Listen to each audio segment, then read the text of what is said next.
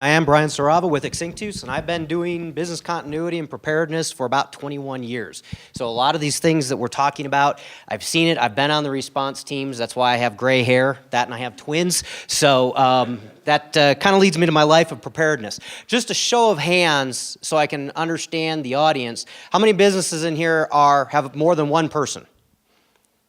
All right, and if you're a nonprofit or church, put your hand up too, please. Keep them up. More than 10? 20, 50, and 100. Okay, thank you. Everything I'm going to talk about is going to be focused on principles that apply to every single one of those businesses and every one of those organizations. Fundamentals of communication.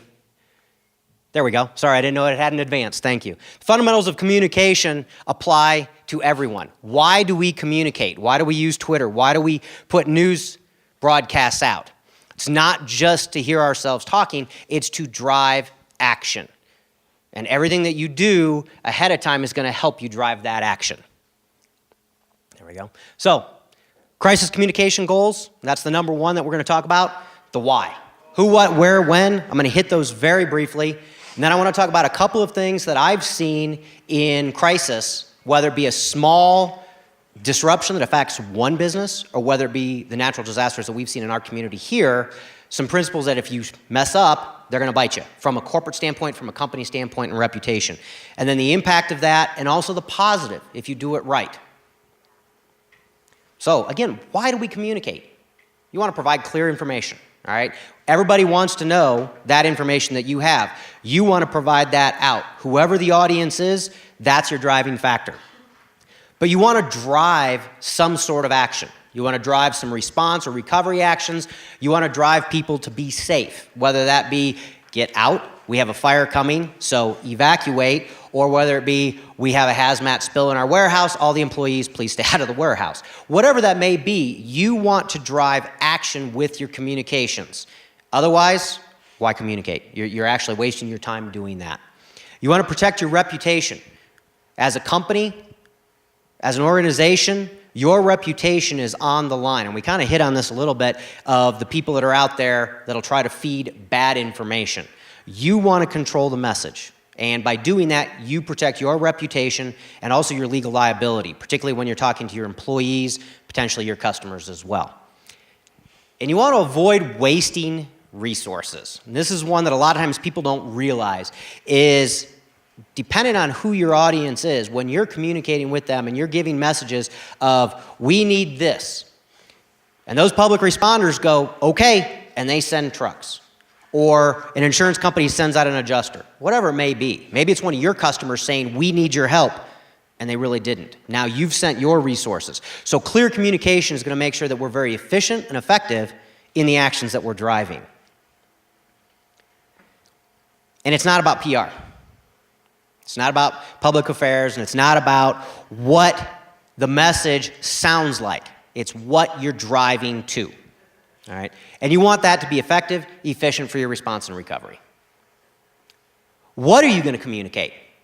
First off, the quick one, your alerts, your alarms, things like that. A fire alarm, a door alarm is communication. It's something that's reacting to an incident, an event. Thankfully, it's automated, makes it easy, so you don't have to go, oh, I smell smoke, maybe we should go pull the fire alarm. No, those sensors are going to take care of it. It's going to be immediate.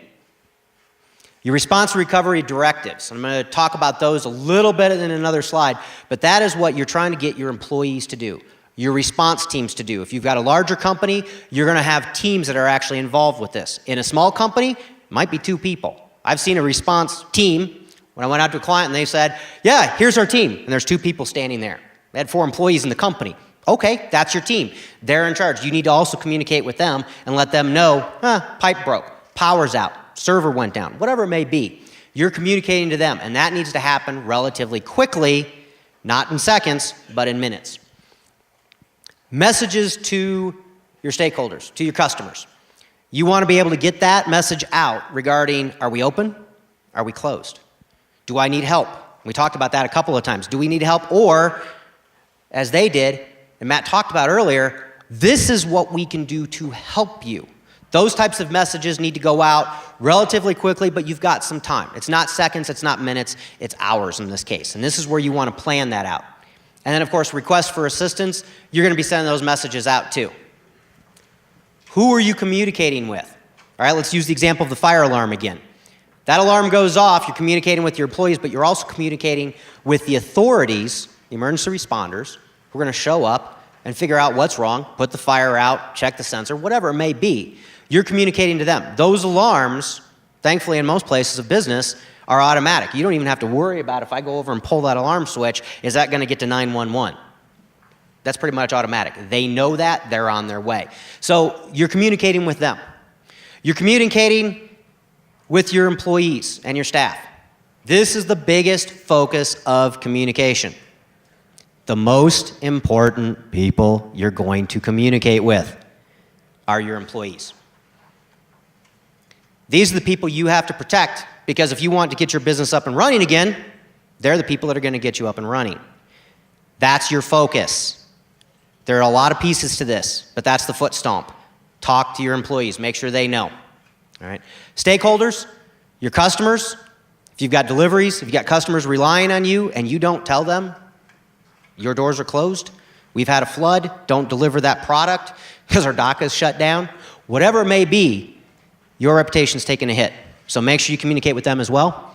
And then the community. I think we've hit on that quite a bit this morning. And Matt's stories about what happened and how you communicate with the community is huge. All right? And that's a good thing to do, because from a business standpoint, again, your reputation, positive communication, your reputation goes up. All right? That bear story, I mean, you can't pay for that. When? Those alarms are immediate. Again, I talk about seconds. That needs to happen. If that does not happen, you have people that their lives are at stake. All right? This is a matter of safety. This is a matter of your company's security.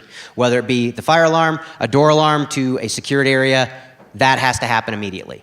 I talk about quickly for your response and recovery directives. That's going to go within minutes. How is that going to go within minutes is going to depend on the tools you have in place. And you don't get those tools if you don't work that out ahead of time. Everything you do in your crisis communications cannot be done at time of the crisis. So you have to set these tools up ahead of time. Whether that is using Twitter, whether it's using a very large commercial package that sends out a blast of emails, tweets, texts. I've even used systems that still allowed us to send faxes. All right? I don't know who carries a fax machine around in their pocket, but there are systems that do all of that. The bigger your organization, the more broad your tools need to be. Smaller the organization, you can probably bring that and scope that down. But that needs to happen very, very quickly to make sure your employees know what they're going to do. The impact statements, I already hit that on the hours. And then the schedule. And we hit on this, the PIO briefings. And Brian talked about with those archaic maps. Thank you for hitting that, because it drives me nuts as well. Those briefings are scheduled. Now, the incident commander, Steve Harvey, came out. The incident commander we have, if you remember, all right, that whole crew, they may have adjusted those times, which drove the media nuts because they had people standing there. But those are planned. You need to do the same thing for your business. If you're going to have, particularly the larger you get, hospitals have this in their crisis communication plans. When are we going to tell people all of the big information, not the quick hits that you're sending out on Twitter, but when are we going to allow them to ask questions? Because they're going to have questions. Schedule that. Do not let the situation control you. You need to control the situation. Put that in your crisis communication plan. How to communicate? I think we could spend days talking about all the tools. All right, Matt kind of hit Twitter pretty well there, although I do have a story about Twitter. I was in the room with about 95% of all the Colorado sheriffs one year. It was about 5 years ago. We are in the briefing of the gentleman from the state trying to educate a lot of these sheriffs on how to use Twitter. He had a live feed up. The next tweet that came up was from a high schooler at a high school. OMG, there's a guy with a gun. Everybody thought it was an exercise in the room. The gentleman up front goes, ladies and gentlemen, I'm sorry, this is a live feed. The sheriffs didn't actually understand what that meant at the time. 30 seconds later, all those cell phones and pagers went off. The room emptied. It was on Twitter before it was anywhere else. All right? I saw the value of Twitter. It was very quick. I guarantee all those sheriffs are now on Twitter. So the tools are there. There are thousands of them. It doesn't really matter what tool you use, and we're going to talk a little bit more about that. Trevor's got a couple of bits and pieces for tools as well to talk about. But you need to make sure it fits your organization. All right? There are tools out there that are going to cost you thousands and thousands of dollars, and you have to have 15 people over here running them the whole time. If you don't have an international corporation with an EOC, that's not going to fit you. So make sure the tools fit what you need. I have seen tools that, quite honestly, it's, well, we'll send an email, and oh, by the way, Clarence is going to grab his megaphone, and he's going to walk out in the hallway and go, hey, everybody get out. That's okay. That's a human system. And it was a great backup for if their phone system went out and the intercom wasn't working. I actually saw that happen. Fire alarm went off while I was there. I accused him of actually planning that, and they said, no, we didn't do it. It was a very old building. And it did. He went out, he grabbed the microphone, yelled at everybody. Everybody cleared the building, okay? That gets into that human process. Technology is great. Technology doesn't always work, all right? We, the people, can effectively drive that communication even if the tools go out, okay? Which brings me to the other point, have backups. Nothing is foolproof. On 9/11, I was a block from the Pentagon working for the DOD. Cell phone service was shut off immediately so the responders could use it. Texts were intermittent, but they did go through. People who had no idea that text would go through when you couldn't place a call spent 4 hours trying to get a hold of their family. Those of us who knew that text worked, we got a text through. Might have taken 30 minutes, but it did go through. Have backups to the technology. Pre-plan your crisis communication. Everything that I focus on is being proactive. You don't want to be reactive in this mode. Again, do not let the situation control you. Write your plan, your crisis communication plan. Later on, people are going to talk about your business continuity plan. Do all these things before an event happens. Because I will tell you, you are going to make those same decisions when something bad happens. You can either make them in the 3 to 6 months under low stress before it happens, or you can make it in 2 minutes under high stress when your brain has started to shut down because of the stress. Personally, I like doing it the easy way. I like planning ahead of time, all right? Plan these ahead of time. Be proactive in how you write your crisis communication plan. Use scripts. I am a huge proponent of templates and checklists for one reason and one reason only. When something bad happens, our brain starts shutting down. The stress increases dramatically. It's just our natural reaction. I need a reminder. Pilots, doctors, surgeons, they all use checklists for a good reason. They do it every day. We need to use checklists as well. Put that in your plan ahead of time. It's going to remind you how to do things when things happen. And practice, practice, practice. If you do not use your communication tools, if you don't use Twitter daily like they did, you're not going to know what to do. Your team members and your employees also are not going to know what to do. Perfect example. I was working with an organization in Omaha. We're getting ready to do our quarterly training and exercise. I reminded the site coordinator, hey, why don't you use your notification tool instead of sending an email? Oh, yeah, that's a great idea. Sent it out. Over half of her team deleted the messages because they thought it was spam, because they had never used it. They had never seen a message come in and say, with the code that we used and dial this number for more information. They'd never seen it. So we implemented a program to use it on a monthly basis so they knew that. So practice your tools. And I go back to the other point, practice your backups. Inevitably, something is going to fail. Power's out, cell phone towers are down, practice your alternatives. So to review that, you have seconds to talk to your responders, your cry for help, telling your employees there's a fire. Get that out. Those are all automated. Most of those are by fire code or by government regulations. Most of us have these. Your crisis communication to your employees to drive their action needs to be within minutes. It needs to be quick. The more you can automate that, the better it is. And the more you train your employees on knowing what those processes are, by having an emergency action plan, by doing training with them and exercises. The more you do these things, the more they're going to know and remember, which means inevitably less communication you have to give them during a time of crisis if you've trained them ahead of time. Don't wait till that day to do it. Your stakeholders, you've got a couple of hours to do. That's your announcements to your customers, your suppliers, and of course the community. And this one, I love this one. Brian mentioned that he's involved in the staging process. I will tell you, they are going to be there before you want them there. It's going to happen. Not just for the fact that they pre-stage. Every media van, every system they use. We all have police scanners. We can get it on our cell phones. Do you think they aren't tied into those systems? If you have a shooting, if you have a fire, if you have a hazmat spill, right behind the police and the fire department is the local media. They're there to do their job. Now, you can either look at them as the enemy, or you can look at them as a partner to help you get information out. They're going to be there quick. Plan on it. Use them as a resource. They're a great resource. And not misinformation, Brian. I'm going to hit on that one. Thank you. I'm going to hit on that one to the next one. That's one of the biggest failures, actually. But not misinformation.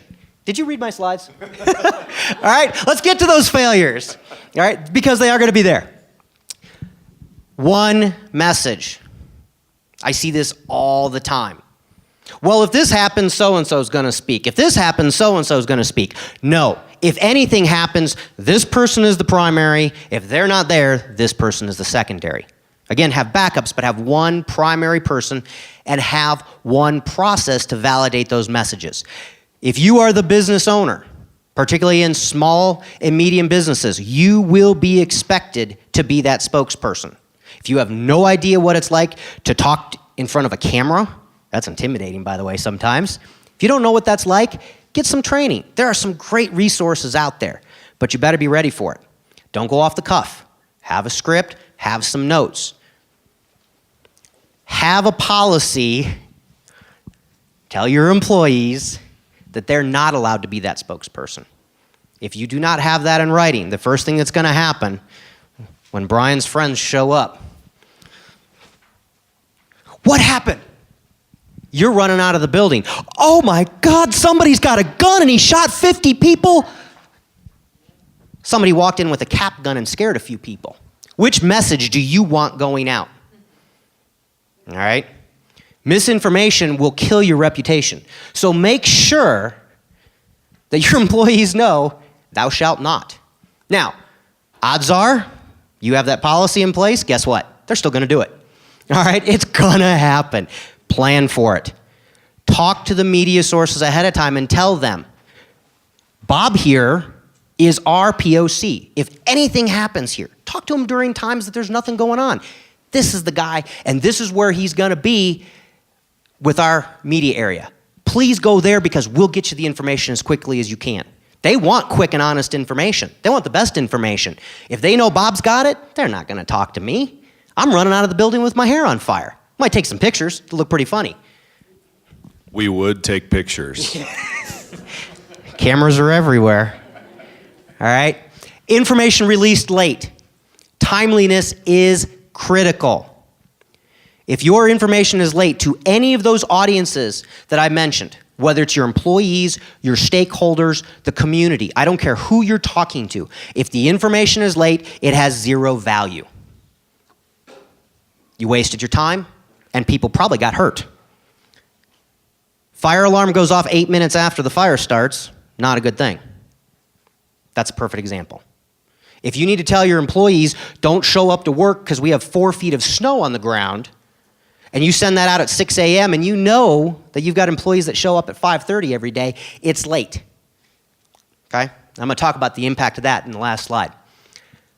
Hiding from questions, not countering rumors, and this gets to Brian's point. Be specific, stick to the facts, and be honest. All right? We had a great example just this last couple weeks. Virgin Atlantic, Spaceship Two goes down, right? Everybody familiar with that one? The experimental airplane crashes. The face of Virgin Atlantic is who? Richard Branson. Richard Branson had 2 things he could do. I don't know what's going on. Somebody probably screwed up. Or we know it went down. We're grieving with our team members and the families. He's showing empathy. And we will do a full investigation. This is all I know at this time. We'll give you more information as it comes up. He did a pretty good job. He's got a good staff too. All right, can't do it alone. So be honest. On the opposite side, what is most people in this room, if I say these two words, CDC and Ebola? Thank you. They didn't do a very good job. They didn't intentionally mislead people. I don't believe people want to do that. But through slow information, incomplete information, or just the impression that you're not telling the truth, all right, look what it does. So what are those impacts? To wrap up, bad information, bad crisis communication plans can get people hurt, get people killed. All right, this is the business that some of us are in. It's a fact. This is why we plan ahead. This is why we train our employees and tell them what happens. We don't want anything bad to happen. That happens. Distracts your key leadership? All right, if you don't know what's going on, and you go running over here when you really need to be over here, wasted your time. Now you've got two problems to solve. And the biggest impact of poor crisis communications is a loss of your reputation and an increase in a negative liability. And everybody understands, I think, when I say that, when you go to court, and you will go to court, there's more zeros in that. All right? So by taking these proactive actions, knowing what you're going to do ahead of time, if you don't do it right, it's going to hurt you. If you do it right, if you plan ahead of time, if you do something, be proactive. That's the whole part of business continuity and preparedness. Do it before the event happens. When you do those things, you flip this. Your reputation goes up. The trust of your employees goes up in you. The community now trusts Penrose St. Francis far more. The information from KKTV, not that I'm going to pick on you here, Brian. The information, though, all right? We know which sources were good in the community and which weren't. I don't think I need to ask the question of what everybody's impression of the information that you guys provided. I think we know that, all right? Your reputation as a business goes up. And let's be honest, we are in business to make money. After the event is over, what is that reputation worth to you? You can't buy that, ladies and gentlemen. You can't buy it. Thank you. Do we have any quick questions for Brian here? I know I said we'd have questions there at the end, but does anybody have something you want to bounce off of him? Owen, to what he said, I mean, it's absolutely correct. I mean, working in media, I roll my eyes at the news every day, okay? I rolled my eyes a lot at the news this morning. And there are news organizations, and for the most part, in our community, we're pretty lucky. And I say that as a competitor, that we don't have news organizations that just completely go rogue and will only interview that guy that's running out of the building with his hair on fire. Because you can do sensational journalism. It's done all across the country. But when you get a reputation for doing that and not checking sources, you only have to screw up really bad once, and then you're not going to be watched again.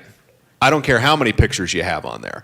But the problem is now, I mean, you know, we're competing with Twitter, we're competing with Facebook, we're competing with all sorts of news organizations online. So there's always that little push, you know, for the extra. Who's seen the movie Nightcrawler? Nobody? It's just been released. It is solely about a guy who wants to be in journalism. His one goal is to get nothing but mayhem when it happens. And while someone's watching that, you may think, wow, this happens all the time. To be honest, it's a little over the top, but to be real about this, with the way journalism is consumed nowadays, I would not be surprised in a very short period of time if a news director sees that movie and he takes that idea and runs with it. As dumb as that sounds. Okay? What's print media like? Who read the newspaper in here this morning? Couple, exactly. Okay? It's a different way the media is consumed. So as Brian was saying, how that information is consumed, we as a news organization would much rather interview somebody, one source, that is just completely sound with information. Enjoy the guy that's running out of the building with his hair on fire and take pictures and video.